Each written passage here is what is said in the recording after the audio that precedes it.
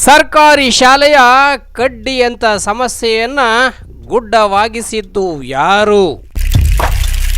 ಶಾಲೆಗೆ ಬರದೆ ಮನೆಯಲ್ಲಿ ಕೂತು ಸ್ಟ್ರೈಕ್ ತರ ಮಾಡ್ತಾ ಇದ್ರು.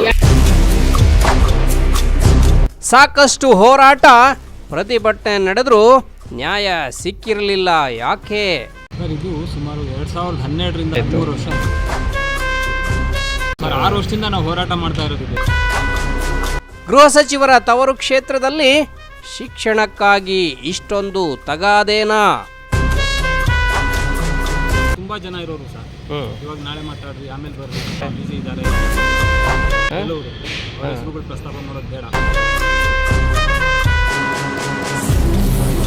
ಸಮಸ್ಯೆ ಹಲವು ವರ್ಷಗಳು ಜೀವಂತವಾಗಿರಿಸಿದ್ದು ಅದ್ಯಾವ ಕಾರಣದ ಕೈ?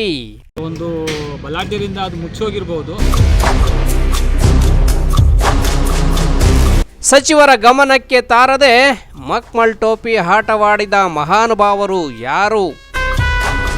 ಸುತ್ತ ಒಂದು ಕೋಟೆ ಇದೆ ಅಂತ. ಕೋಟೆ ಇದೆ. ಯಾರನ್ನ ಅವ್ರ ಪರ್ಮಿಷನ್ ತಗೊಂಡೆ ಮುಂದಕ್ಕೆ ಹೋಗಬೇಕು. ಎಷ್ಟು ಹಂತದಲ್ಲಿದೆ ನಿಮಗೆ ಗೊತ್ತಿದ್ದಾಗೆ? ಸಚಿವರ ಕೋಟೆ ದಾಟಿ ವಿಷಯ ಮೀಟಿದ ಬಾಲಕಿ ಕತೆ ಇದು.